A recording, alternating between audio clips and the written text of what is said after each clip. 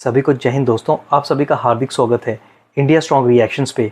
आशा करता हूं कि आप सभी लोग बहुत अच्छे होंगे। तो आज की लेटेस्ट और इंटरेस्टिंग वीडियो में आप देखेंगे कि पाकिस्तान के रक्षा मंत्री यानी कि डिफेंस मिनिस्टर हैं ख्वाजा आसिफ।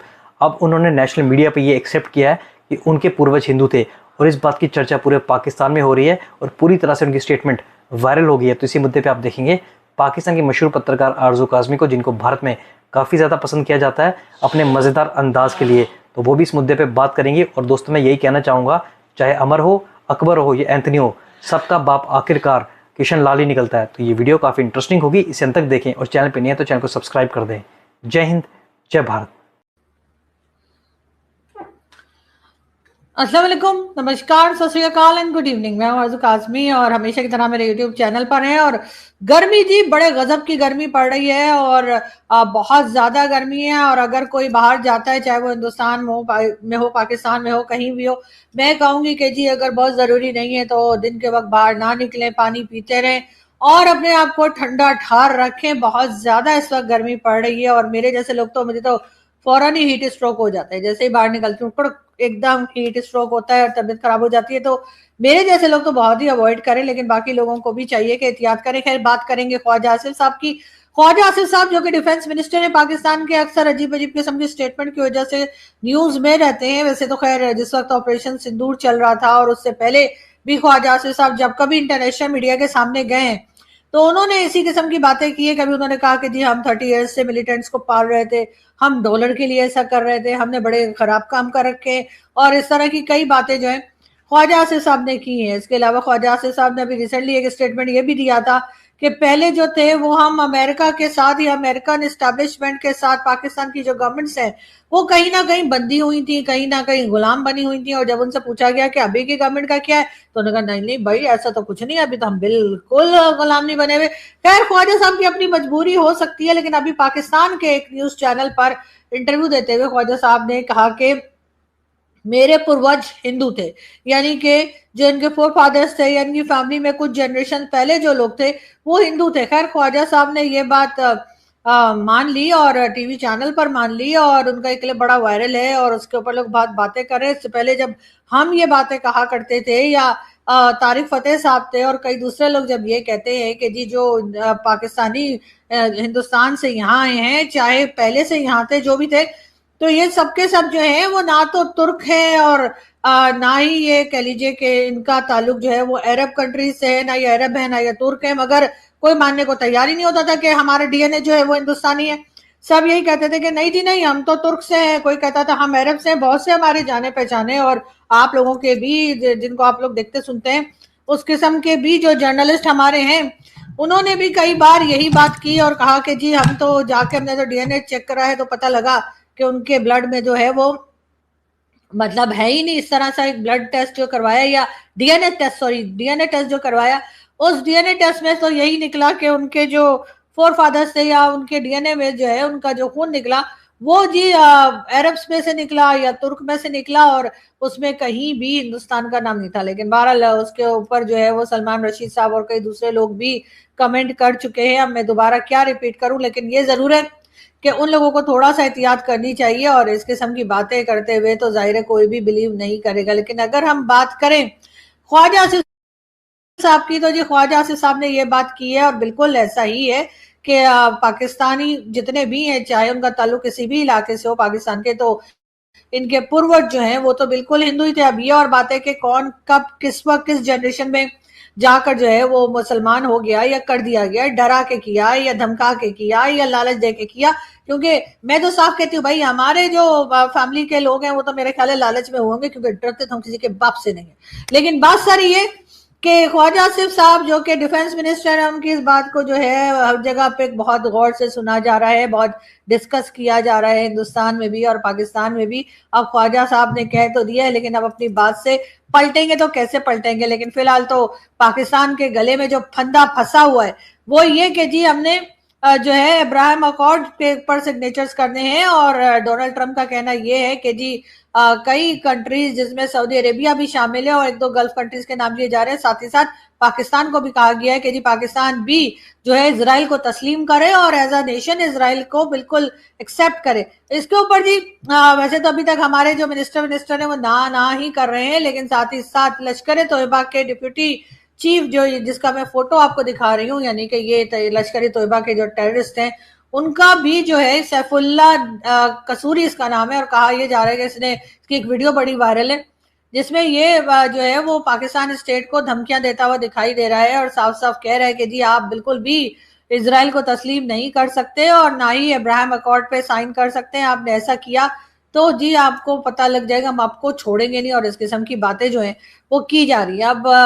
अब क्या ख्याल है कि अब स्टेट ने जो इस तरह के लोगों को पाला है, इस तरह के लोगों को सपोर्ट किया है और कभी भी ये नहीं कहा कि टेररिस्ट है, हमेशा यही कहते हैं जी ये तो बड़ी दीन की खिदमत कर रहे हैं। तो ये दीन की खिदमत करना है कि ये उठकर स्टेट के जो लोग हैं उनको कह दे कि हम इनका सर काट देंगे या इनको मार डालेंगे या इनके ऊपर अटैक करवा देंगे। और इस आदमी को अभी तक ना अरेस्ट किया गया है ना इसके ऊपर कोई कार्रवाई हुई है।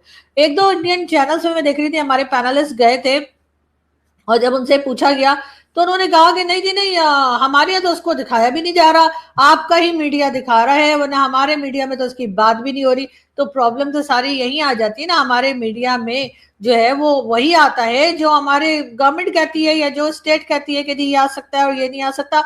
वरना तो हमने तो एहसानुल्लाह एहसान को भी टीवी पे बिठा दिया था, हमने तो और भी कई दूसरे टेररिस्ट हैं सैयद सलाउद्दीन और कौन कौन, उनके इंटरव्यू भी जो है वो टीवी के लिए बना लिए थे। और इस किस्म की न्यूज के जिसमें के स्टेट को धमकियां दी जा रही है, कम से कम ये तो बताना चाहिए। वरना हमारी स्टेट का तो खैर ये हाल है कि जब बलूचिस्तान में जाफर एक्सप्रेस पे अटैक हुआ था और हाईजैक किया गया था तो 5-6 घंटे हमारा मीडिया बिल्कुल खामोश, यानी कि खामोश एकदम ऐसा बैठा हुआ था। और उसके बाद जब इंटरनेशनल मीडिया पर वो न्यूज आनी शुरू हुई तो हम लोगों ने कहा चलो हम भी दिखाई देते हैं। बहरहाल अब देखते हैं कि अब्राहम अकॉर्ड के ऊपर पाकिस्तान सिग्नेचर करता है या नहीं करता। वैसे तो खैर इस वक्त इसाक डार साहब जो कि हमारे डिप्टी प्राइम मिनिस्टर भी हैं और साथ ही साथ फॉरेन मिनिस्टर भी हैं, वॉशिंगटन के लिए रवाना हो चुके हैं, हो सकता अभी तक पहुंच भी गए हो या रास्ते में हो। तो जी इसाक डार साहब का कहा यह गया कि वॉशिंगटन जाके मार्को रूबियो से मिलेंगे और उसके बाद उनसे जो है वो बातचीत की जाएगी और बायलैटरल और इसी तरह से कई दूसरी जो पाकिस्तान के साथ उनके रिलेशंस हैं उसको लेकर जो है वो इसाक डार साहब जो है वो मार्को रूबियो से मिलेंगे और उनके साथ पाकिस्तान की कई इंपॉर्टेंट बातें जो हैं या पाकिस्तान और अमेरिका के दरमियान जो इंपॉर्टेंट स्टेप्स लिए जाते हैं उसके ऊपर डिस्कस करेंगे।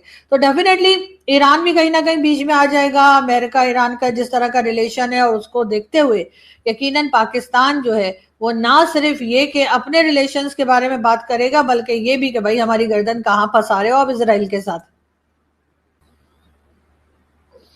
जी क्लिप एक देखते हैं डॉक्टर कमर चीमा का, वो क्या बात कर रहे हैं और फिर हम बात करते हैं।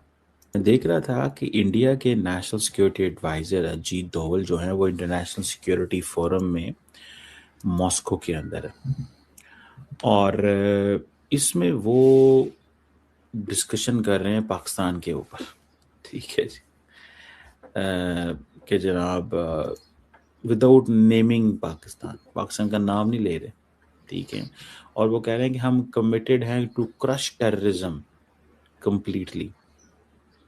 अच्छा, बड़ी इंटरेस्टिंग डेवलपमेंट है कि रशिया कहता है कि अफगानिस्तान के अंदर दहशतगर्द हैं, वहाँ पे 23,000 दहशतगर्द हैं और अफगान गवर्नमेंट जिनके साथ वो काम कर रहे हैं वो समझते हैं कि ये लोग पार्ट ऑफ प्रॉब्लम है। इंडियंस कहते हैं कि नहीं, Afghan Taliban are part of solution. मतलब if India really wants to crush terrorism in Afghanistan, okay that makes sense, बिल्कुल क्रश करें। भाई कहाँ करेंगे टेररिज्म को क्रश? जहां पे दहशतगर्द जमाते हैं वहां तो करते नहीं है, ठीक है। So the problem is the definition of terrorism is completely different.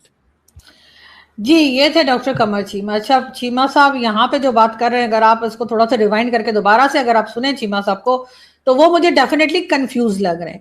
एक तरफ वो कह रहे हैं कि जी अजीत डोवल साहब जो हैं उन्होंने ये कहा है मॉस्को में कि जी हम टेररिज्म को क्रश करेंगे, टेररिज्म को खत्म करेंगे।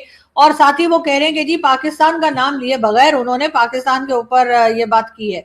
तो कोई मुझे बताएगा, या खासतौर पे डॉक्टर कमर चीमा क्या बता पाएंगे कि अगर उन्होंने पाकिस्तान का नाम लिया ही नहीं और उन्होंने ये कहा है कि वो टेररिज्म को क्रश करेंगे या टेररिज्म को खत्म करेंगे, तो इससे इनको ऐसा क्यों लगा कि पाकिस्तान को कहा जा रहा है? मतलब बात तो फिर वही आ गई ना कि चोर की दाढ़ी में तिनका, के अजीत डोवल साहब ने पाकिस्तान का नाम भी नहीं लिया। उन्होंने कहा कि भाई जहां से भी टेररिज्म होगी उनकी कंट्री में वो उसको खत्म करेंगे, वो उनको रहने नहीं देंगे। और यहाँ पे चीमा साहब जो है वो सीधे सीधे जो है वो अपनी गर्दन, या सॉरी पाकिस्तान स्टेट की गर्दन जो है वो हाथ में दिए दे रहे हैं अजीत डोवल साहब के कि जी आप तो हमें कह रहे हो। हालांकि अजीत डोवल साहब ने कहा होगा भाई मैं तो नाम भी नहीं लिया है। तो जब नाम ही नहीं लिया है तो फिर ये समझ लेना कि पाकिस्तान को ही कहा है, ये कैसे मान लिया भाई? और भी 10 लोग हो सकते हैं, अफगानिस्तान भी हो सकता है, कोई और कंट्री भी हो सकती है जिसके साथ भारत के रिलेशन अच्छे ना हो सकता है चाइना को कह रहे हो सकता है अमेरिका को कह रहे हो सकता है ईरान को कह रहे हो, किसी को भी कह सकते हैं। इसलिए ईरान भी बहुत सी ऐसे ग्रुप्स हैं और ऐसी ऑर्गेनाइजेशंस हैं जो कि टेरर ऑर्गेनाइजेशंस हैं और उनको सपोर्ट करती है। लेकिन जाहिर है कि चीमा साहब का फिर मैं वही कहूंगी कि चोर की दाढ़ी में तिनका, कि सीधे सीधे उन्होंने ये कह दिया कि जी वो तो पाकिस्तान को कह रहे हैं। उसी के साथ साथ चीमा साहब का ये भी कहना है कि जी अजीत डोवल साहब जहां पर ये जो टेरर ग्रुप्स हैं या जहां पर ये टेरर ऑर्गेनाइजेशन है वहां तो आप अटैक करते नहीं है। अरे अभी मतलब अभी तो किया था उन्होंने, मेरा ख्याल है 1 साल ही हुआ है। चीमा साहब क्या हो गया, भूल गए आप?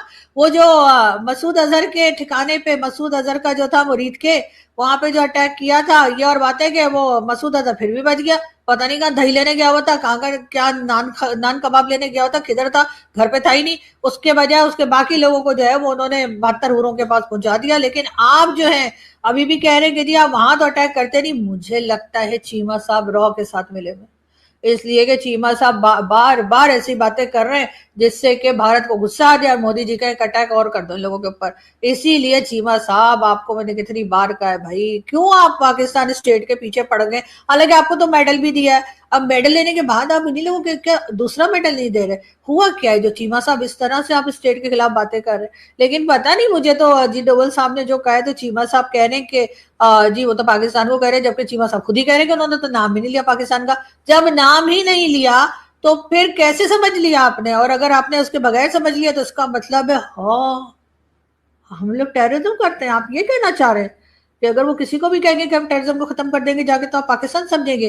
तोबा तोबा तोबा। खैर छोड़े जी, हमें तो दूसरों के मामले में बोले कुछ बिल्कुल आदत नहीं है, आपको तो पता ही है, मैं ऐसी फजूल बातें करती ही नहीं। दोस्तों चाहे पाकिस्तानी हो चाहे बांग्लादेशी हो, इन सबके अगर डीएनए टेस्ट करवा ली जाए तो सबके पूर्वज हिंदू ही निकलेंगे। पर वो कहते हैं ना, जब ये अपना मजहब नया नया बदलते हैं तो पूरी जोर से कोशिश करते हैं अपने आप को सच्चा मुसलमान प्रूव करने की। वही हाल है पाकिस्तानियों और बांग्लादेशियों का। बाकी आशा करता हूँ कि वीडियो को आपने अंत तक देखा होगा। वीडियो अगर आपको पसंद आई है तो इसे लाइक और शेयर जरूर करें और अपने विचार हमें कमेंट सेक्शन में लिखकर जरूर बताएं। और एक बार फिर चैनल पे नहीं है तो चैनल को सब्सक्राइब कर दें। तो चलिए फिर मिलेंगे ऐसी किसी लेटेस्ट और मजेदार वीडियो में, तब तक अपना ध्यान रखिए। जय हिंद, जय भारत।